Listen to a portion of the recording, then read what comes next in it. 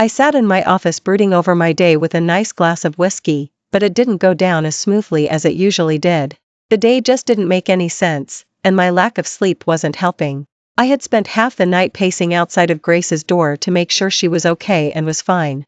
Everything about her situation didn't sit well with me. How could a girl, that injured, go so long under everybody's radar? It didn't make any sense. So around 4 a.m., I gave up on sleeping and stopped pacing when I knew for a fact she was peacefully sleeping and made my way to my office to pull every record I had on her pack. I knew it was a conjoined pack. Alpha Adrian had been an alpha in his own right of the Red Knight pack, and Kinsley had been the heir of her pack, Blood Moon. When Alpha Andrew died, they had combined the packs, renaming themselves the Red Blood Pack. But other than the fact the pack grew by 60%, there was nothing that screamed problem. I pinched the bridge of my nose in frustration, and mind-linked Leon to send a scout team to Red Blood Pack. They wouldn't be expecting anyone, so it was sure to catch them off guard, and I carried on with my day, eventually taking Grace to the doctor. However, it didn't catch them off guard. In fact, the whole pack was empty. Not a single person anywhere around, and I still had people looking, even now at this late hour. I couldn't believe it. Had I fallen for another woman's trick? I had done enough of that in my past, and I thought she was different. My anger could barely be contained. Everyone always had an agenda. How could I have not realized that Grace would too? My wolf argued with me. He kept saying that I didn't know Grace's side of things, and even for power, it didn't make sense why she was so broken. She was mute for crying out loud, and I largely suspected it was from her trauma. But a small part of me wondered if it was so she wouldn't give up her secrets. I got up after a while and found myself outside her door. I opened it slowly, but I could tell she was still awake based on how fast her heart rate increased when the door opened. I didn't say a word though, I just sat on the edge of the bed near the door for a while. I couldn't help but reach out and start stroking her hair. The desire to mark and mate her was getting stronger the longer I was around her, but my wolf never screamed mate, he just was really protective of her. I know you're awake, I can hear your heartbeat, I said after about 30 minutes. I came to ask about how your doctor's visit went. To my surprise, she only hesitated for a moment before she grabbed 2 things off the side table and thrusted them in my direction. I raised my brows in surprise and handed her the chalkboard. I wanted more information than that. She took the chalkboard hesitantly, and I was surprised to see the frown that appeared on her face, but eventually she started to write. It was my turn to frown when she showed me the clipboard. It wasn't words, but just simply a couple of poorly drawn pictures and question marks. Could she not write? It took me a few long moments to realize she had no idea what to do with the medications. Did my brother do anything right? I got up from the bed and grabbed her a cup of water. This one, you swallow. I informed her. Put the pill on your tongue and then take a sip of water and that will be that. He's probably worried about infection if he gave you that. And the other stuff, it goes on your back to help them heal faster. He explained gently. Can I help you put it on? She sat on the edge of the bed and took her shirt off, careful not to move too much. It was obvious that the movement hurt. Shoo, I whispered. This might sting, but it will help, I promise. I started with all the fresh open wounds. My finger barely touched her, knowing it hurt. But when I was done, I couldn't help but linger on some of the older scars, my fingers tracing the M with more pressure. She immediately tensed. I could feel her tremble beneath me, and she turned toward me with pleading eyes. Instead of softening me as they had before, they infuriated me. Had she done this to herself? Is that why she didn't want me to touch them? What conspiracy was she a part of? I started yelling at her about what I knew, but she didn't waver. The fear in her eyes was something I never wanted to see again, but I couldn't stop. I was too angry at her, for everything that was going on. She grabbed her chalkboard, and her hand moved frantically across it. I knew I was too angry and I didn't want to play charades, so I started to move away. We both clearly needed space right then. But as I turned to leave, her small hand gripped my shirt, forcing me to stay put despite the weak grip she had. She gestured at the chalkboard, and I sighed, taking it from her. It wasn't pictures this time. It was a few words. Yes, words. They were hard to make out. No go out? I read back to her, squinting at the board. She gestured to herself for clarification. You never went out? I asked. She nodded, and I could see the tears in her eyes. Like out on the town or out of the house? She held up 2 fingers. She never left the house. I squinted at the next part.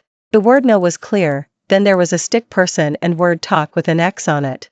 Nobody talked to you? I asked after a long minute of trying to decipher. A look of excitement crossed her face, letting me know I got it right. And the last sentence. Not sure out, but will tell and help. Please no kill. My stomach dropped. Did she really think I would kill her? Did the thought even cross my mind? She was standing before him, her shirt back on, but she was so small, so weak, so desperate. Her one hand still clutched at my shirt, and the other she had wrapped around herself, trying to make herself look small or comforted. I stopped fighting it. I pulled her up, and my lips crashed into hers. A moment I had been waiting for since the moment I had seen her. 1 minute we were fighting, the next his lips were on mine. My first kiss. Something I had dreamed about from the time I was old enough to know about kisses. It was nothing and everything like how I had imagined. It was rough but tender, demanding but gentle. It made my insides twist and heat in a way I had never experienced before. And I wanted more. Wait. No. No. No. I should not be kissing Reese. I mean, the Alpha. I mean, the Alpha King. What was I doing? This was crazy. No. No. I can't be doing this. I pulled away and pushed him back slightly. I instantly missed his warmth, and the frustrated look on his face made me unsure if I had made the right decision. I was to be his bride after all, if he was serious about that. Did he expect me to just give him everything whenever he asked? Was that what I was supposed to do?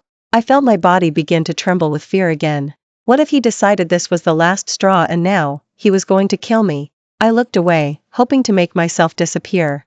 Oh God, what have I done? But after a long moment of silence, I slowly raised my eyes to his and noticed he was still just staring at me. You know, many people have sought my kiss. I have had strangers throw themselves at me. Random people write me letters of marriage proposals, and my own bride pushes me away. Tell me, what am I supposed to make of that? I looked away again, feeling awkward. What did he want me to say? I had nothing to say. Nothing to give. Did he want me to kiss him again? You know, a lot of people would kill for a kiss like that. He continued when I didn't say a word, but his voice was sultrier, more than demanding now. And you have kissed the Alpha King, Grace. But you still look so unhappy. I don't think I've ever even seen you smile. Like a real, happy smile. Tell me, Grace, if you aren't trying to steal my throne and aren't part of some crazy conspiracy. Tell me, what do you want, Grace? I frowned. What did I want? I didn't know. Nobody had ever asked such a question before. My own father hadn't even cared about what I wanted. He kept me locked in a prison on nothing but the words of Kinsley. He hated that I ruined his image of a perfect family. I was hated by everyone. I was left by the only people I had ever loved, my mother and my stepmother. There was little of the world that I even knew of. I didn't know what there even was to want out there. I had been trapped my whole life, whether physically or societally. I had no idea what to want. I grabbed the chalkboard from where he had thrown it onto the bed earlier. The only thing I really wanted was to be free. I didn't want to be a slave anymore. I didn't want to be constantly looking over my shoulder. I didn't want the fear of making a mistake, no matter how small. I didn't want to feel what I felt. I didn't want to be stuck in my own head. I just wanted to be free. I drew a little bird to convey everything I wanted and showed him. I wanted to be able to go where I wanted, when I wanted. I didn't want to have to ask permission about anything. I just wanted to be free. His gaze lingered on the board for a long time. I didn't know if he understood what I was trying to convey, but I didn't have a better way to put it. There was nothing in this world that I wanted more than that. He stared at the picture for so long that I was convinced he had no idea what it meant. But then, he placed it gently on the side table, and pulled down the covers on the bed again, and gestured for me to climb it. I nodded my thanks and crawled in tiredly. He started to walk to the door, and I panicked slightly. I might not have thought I should kiss him, but that didn't mean I wanted him to leave. But to my surprise, he stopped when he got to the other side of the bed, and began to undress, taking off the button-up and the dress pants so he was just in his boxers. Then, he got into bed on the other side and pulled me into his lap. Gracie, he cooed. I looked up at him, wondering what he wanted now. I don't think I could handle it. If you're lying to me about who you are and your part in everything, you already have such a hold on me. Promise me you'll never lie to me. If you don't know or don't remember something, then okay, but promise me you'll never lie to me. I searched his eyes as he searched mine. I didn't know what he meant by all that, but I knew by that look I wanted to do anything he ever asked of me, so I nodded, slowly. Good. And tomorrow, I think it's best if we start sharing a room. I want you to have your own space, and we can pick a place for that, but I don't want to sleep another night without you. How do you have such a hold on me already, Gracie? My heart fluttered. Did he mean it? I had never had a hold on anyone. I had never really had my own space. I had never really mattered enough for that. But the way he spoke made me feel like I mattered to him, and that thought was both unsettling and thrilling all at once. He was the Alpha King. My Alpha King. The last thought I had as I drifted off to sleep was, when did he become my Alpha King? I woke up when the door creaked open. I reached out, but the other side of the bed was empty, causing disappointment to flood through me. "Oh, sorry." I heard Alana squeal. I opened my eyes to her backpedaling, but I put my hand up to stop her and waved her in. "I didn't realize you were still sleeping since the Alpha King left so early this morning," she explained. I gave her an "it's okay" sign and moved to sit up, wrapping the blanket around me as I did. She came further into the room, a breakfast tray in hand. This time though, it had only a couple of new things that I had never eaten, and more of the things I ate the most of yesterday. I gave her a small smile and took the tray. I couldn't believe Sumio. Any would have noticed what I liked and didn't like. It was so weird to be noticed like that. "So, the Alpha King said he would be gone all day, and we were free to spend the day however you like. Is there anything special you'd like to do?" she asked with excitement in her voice. I shrugged. Was there anything I would like to do? I thought about it as my eyes fell on the chalkboard the Alpha King kept insisting I use.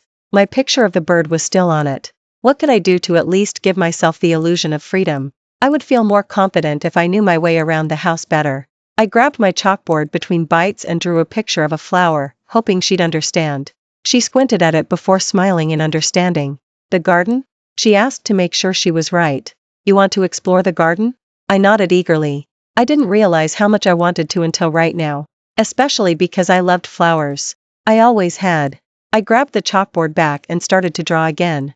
I added a plus and a picture of a house. "And the house?" I nodded a little less enthusiastically, but still ready for a day that was completely my own. Alana was also enthusiastic. I didn't know if it was true, but she looked to be a little younger than I was, but I also knew my experience around others wasn't very good, so my perception of everything seemed to be off. Alana helped me pick a sundress that she said would bring out my eyes. And she combed my hair for me, which was really nice, so I didn't have to pull at my still very open wounds. I appreciated her and her kindness. I knew I was her job, but it was still kind. I enjoyed the garden for a lot of the afternoon. There were lots of spots that I thought were pretty magical. I could imagine coming out here to draw and paint, and just exist happily. We spent almost the whole day outside in the sun. It was the longest I could ever remember being out in the sunshine.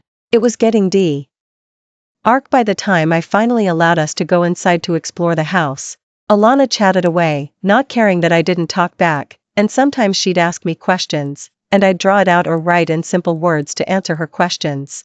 The house was beautiful. She showed me the kitchen where there were about 5 servants cooking dinner. I hadn't really noticed that I missed lunch until Alana said, "It smells so good, I'm starving."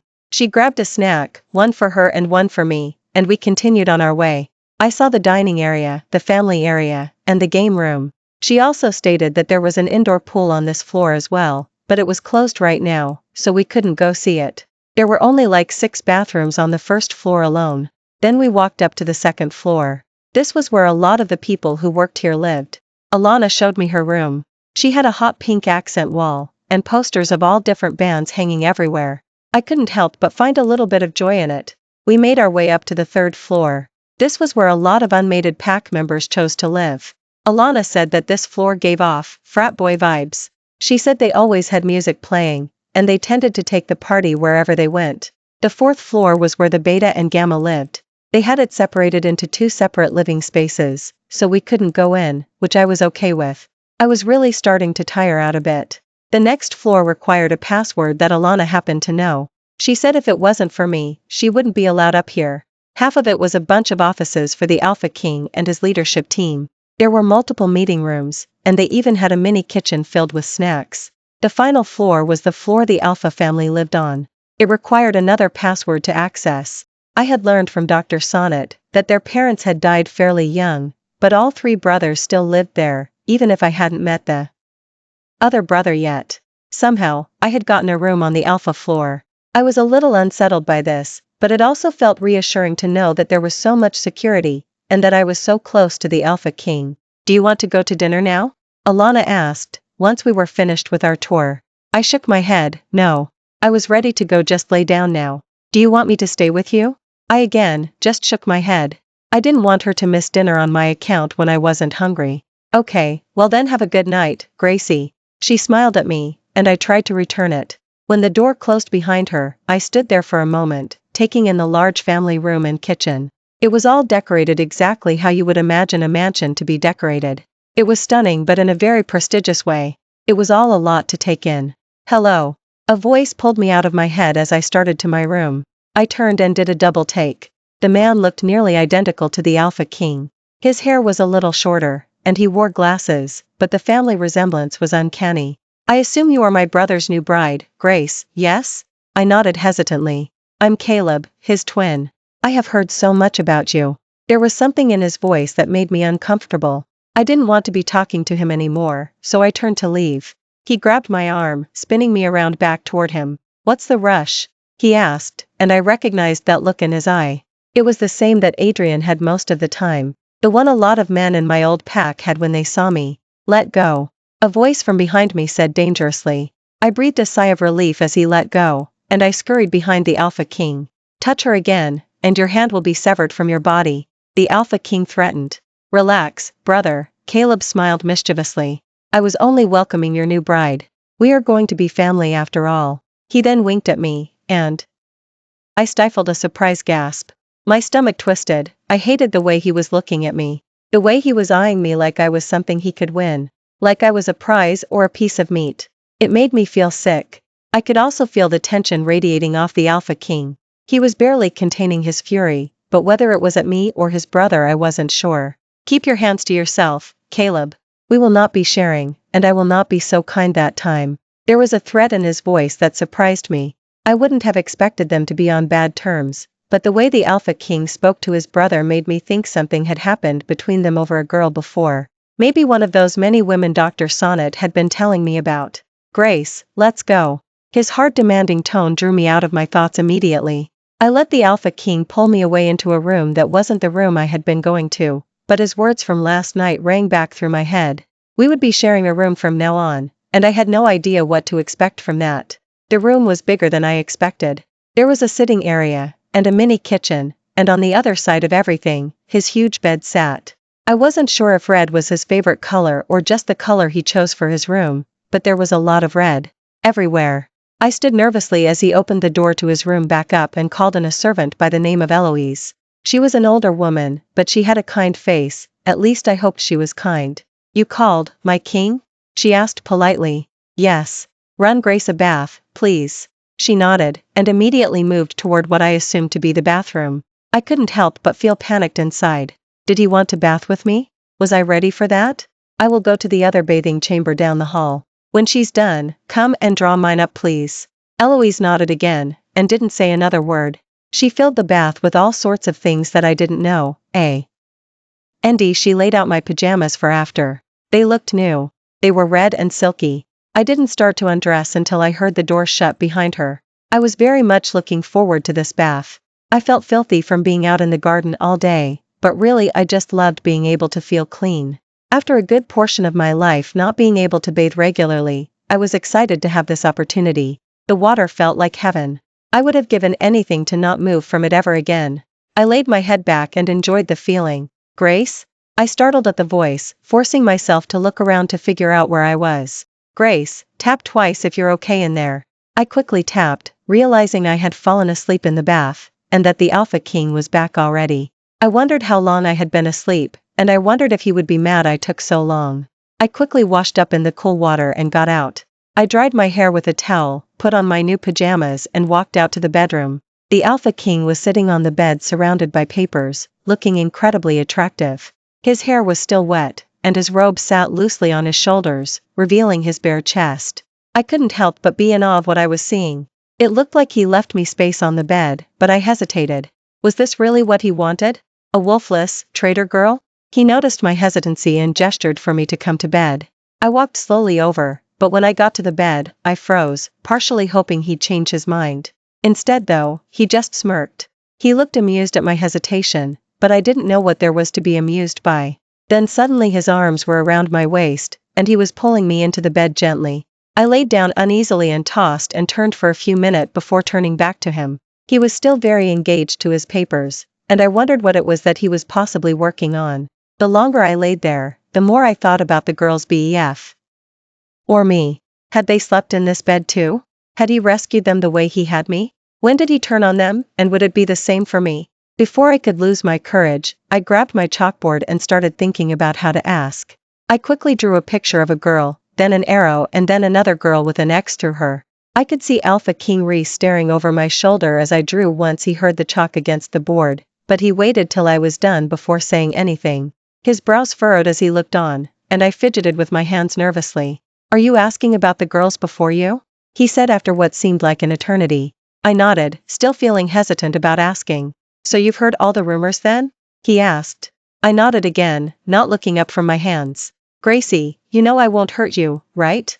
He lifted my chin, so I was looking at him. I didn't know how to answer that. Did I believe he wouldn't hurt me? I wanted to. But wanting to and doing are two different things. And he had a history. Every girl before you, Grace, didn't deserve to be by my side.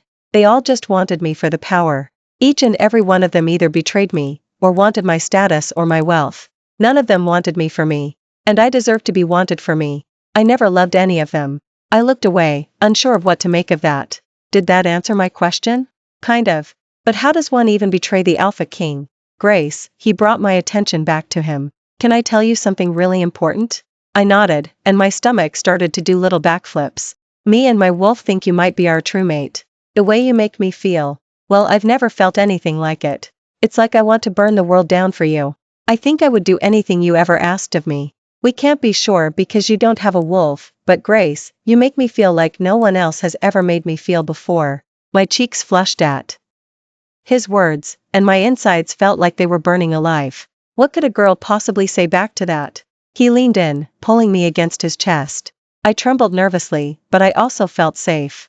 My heart raced, but maybe this time it was in a good way. Just as quickly as I had felt safe, I didn't. My head began to scream at me, the pain nearly unbearable. I was going to be sick as my vision went in and out. Thanks everyone for tuning in and listening to this fantastic story.